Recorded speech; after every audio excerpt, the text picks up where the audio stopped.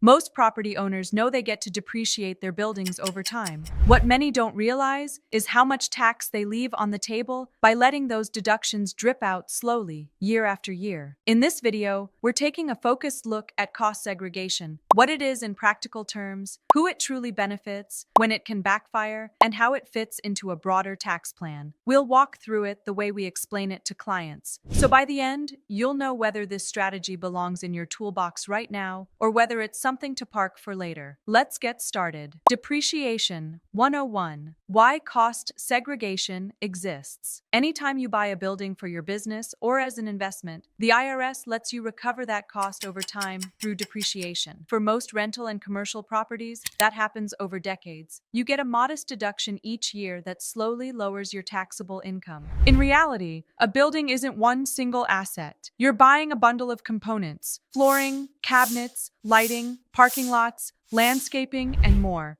Some of those wear out much faster than the structure itself. Tax law recognizes that. If a component has a shorter useful life, you don't have to treat it like a 27.5-year or 39-year building. You can move it into a shorter bucket and recover the cost sooner. The process of identifying and reclassifying those components is what we call cost segregation. What a cost segregation study actually does. A cost segregation study is a detailed analysis that breaks your property into parts, assigns each part to the correct asset life under the tax rules, and moves as much as possible into shorter life categories. In practice, you might discover that 20 to 30% of your property cost can be depreciated over 5, 7, or 15 years instead of the full period. You're not creating new deductions, you're shifting the timing, taking more in the early years and less later. For many owners, that timing shift frees up cash that can be used to reinvest, pay down debt, or strengthen reserves. Who cost segregation is a good fit for? Cost segregation tends to be a strong fit when you own or are buying a rental property, commercial building, or mixed-use property. You own the building your business operates from. The property has enough value that a study can generate meaningful deductions, and you expect to hold the property for several years, not flip it right away. It's especially powerful if you have a solid income and want to reduce current year tax. For example, real estate investors with multiple properties, or small business owners who recently bought or improved a building. If your income is low, you already have large passive losses you can't use, or you plan to sell quickly, a study may not create the benefit you're expecting. The goal is to create deductions you can actually use, not just big paper losses that sit on the shelf. How a cost segregation study works? Your advisor helps you gather the basics: purchase price, closing statement, construction or renovation costs, and how the property is used. A cost segregation firm, typically a team with engineering and tax experience, reviews the property, identifies qualifying components, assigns costs to each category,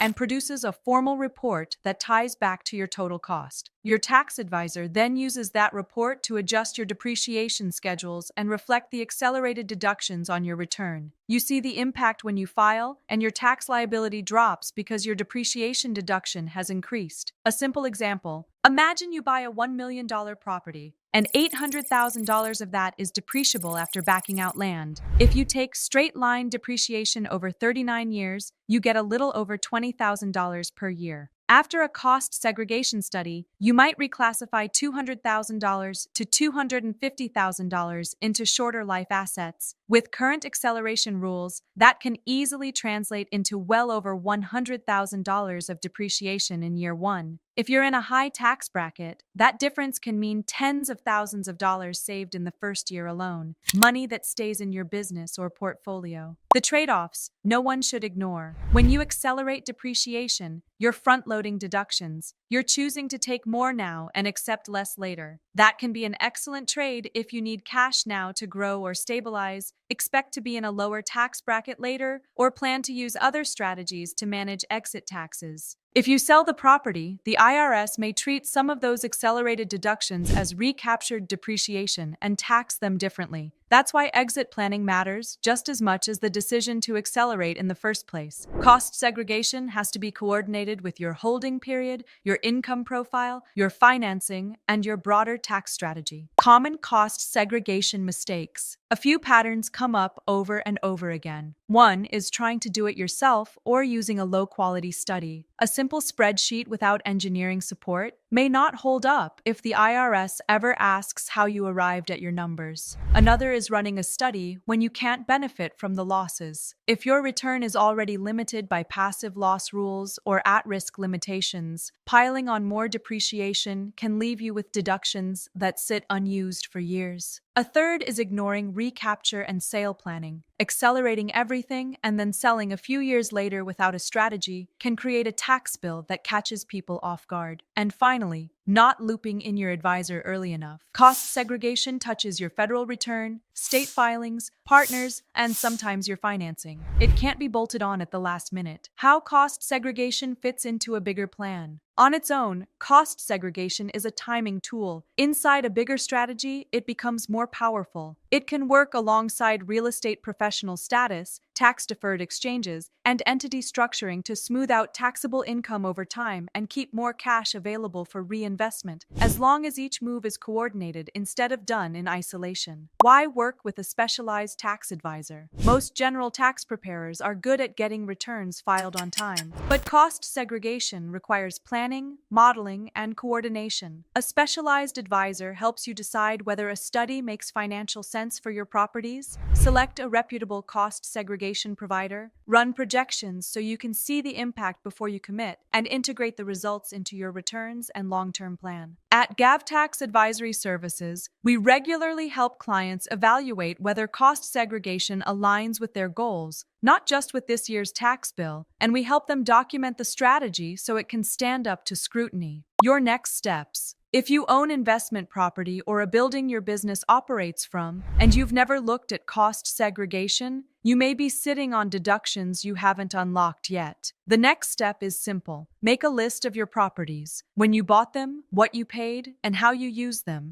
and sit down with a real estate-focused tax advisor to see whether a study belongs in your plan. If you're ready to explore whether cost segregation is right for you, visit GavTax.com to schedule a consultation. We'll help you look at the full picture, avoid the common traps, and make confident, well-informed decisions. See you in the next video.